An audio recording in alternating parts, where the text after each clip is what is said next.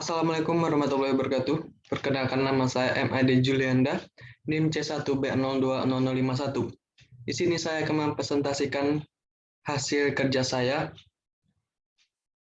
yang membahas tentang struktur modal dengan dosen pengampu Dr. Haji Tona Lubis SEMM dengan mata kuliah Manajemen Keuangan.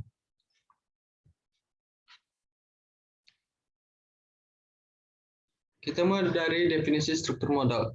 Struktur modal adalah perbandingan atau imbangan pandangan jangka panjang perusahaan yang ditunjukkan oleh perbandingan hutang jangka panjang terhadap modal sendiri. Modal asing diartikan dalam hal ini adalah hutang baik jangka panjang maupun dalam jangka pendek. Sedangkan modal sendiri biasa terbagi atas laba ditahan dan bisa juga dengan penyertaan kepemilikan perusahaan. Struktur modal merupakan masalah yang penting bagi perusahaan karena baik buruknya struktur modal akan mempunyai efek langsung terhadap posisi finansial perusahaan, terutama dengan adanya utang yang sangat besar akan memberikan beban kepada perusahaan.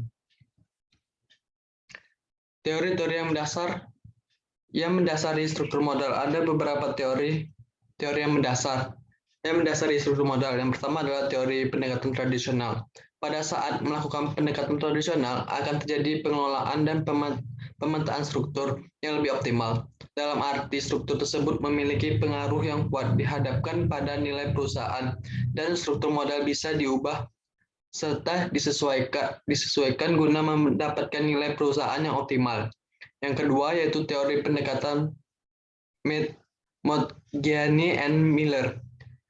Dalam teori ini berpendapat bahwa struktur modal tidak mempengaruhi perusahaan.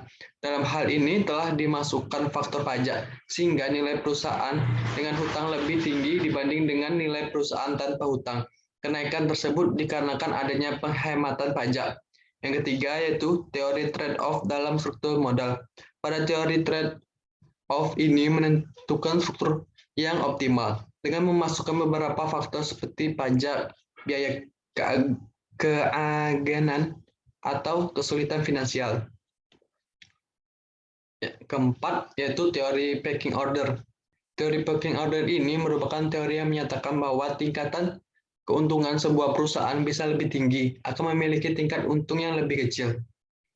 Yang kelima, yaitu teori asimetri informasi dan signaling, yaitu teori yang mengatakan bahwa anggota serta pihak yang ada kaitannya dengan perusahaan dalam hal ini juga tidak memiliki informasi yang sama tentang adanya risiko perusahaan. Selanjutnya, faktor-faktor yang mempengaruhi struktur modal. Yang pertama yaitu tingkat penjualan. Yang kedua, struktur aktiva. Yang ketiga, tingkat pertumbuhan perusahaan. Keempat, profitabilitas. Yang kelima, variabel laba dan perlindungan pajak. Dan keenam, skala perusahaan. Yang dimaksud dengan skala perusahaan itu besar kecilnya perusahaan tersebut. Fungsi struktur modal. Ada beberapa fungsi struktur modal. Yang pertama, maksimalisasi pengembalian. Struktur pemodalan yang direncanakan baik memberikan ruang lingkup untuk meningkatkan laba per saham, yang pada akhirnya memaksimalkan pengembalian bagi pemegang saham, ekuitas, dan pemulihan biaya pinjaman. Yang kedua, fleksibilitas. Struktur modal yang benar juga memfasilitasi ekspansi atau kontraksi modal utang agar sesuai dengan strategi dan kondisi bisnis. Yang ketiga, solvabilitas.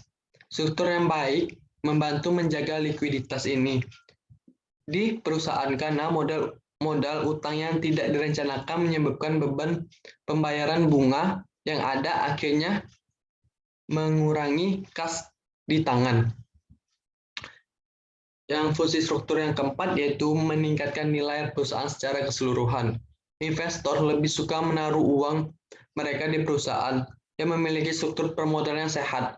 Dengan demikian, mengarah pada peningkatan nilai pasar dari saham dan sekuritas perusahaan. Yang kelima yaitu mengurangi risiko keuangan. Menyeimbangkan proporsi hutang, ekuitas dalam bisnis melalui struktur yang benar membantu perusahaan bisnis dalam mengelola dan meminimalkan risiko. Yang keenam, meminimalisir biaya modal. Ini menyediakan untuk merencanakan modal hutang jangka panjang perusahaan secara strategis dan dengan demikian mengurangi biaya modal. Fungsi struktur modal yang berikutnya yaitu alat perencanaan pajak. Untuk perusahaan yang memiliki dana utang, struktur permodalan yang baik memberi mereka pengaruh pajak, manfaat, dan tabungan, mengurangi biaya pinjaman. Yang kedelapan yaitu pemanfaatan dana yang optimal. Struktur modal yang terencana dengan baik direncanakan secara strategis dan tersusun secara sistematis membantu perusahaan dalam menghasilkan output maksimum dari dana yang tersedia. Mungkin itu saja yang bisa saya sampaikan. Lebih dan kurang saya minta maaf. Saya tutup dengan wabillahi wal hidayah. Wassalamualaikum warahmatullahi wabarakatuh.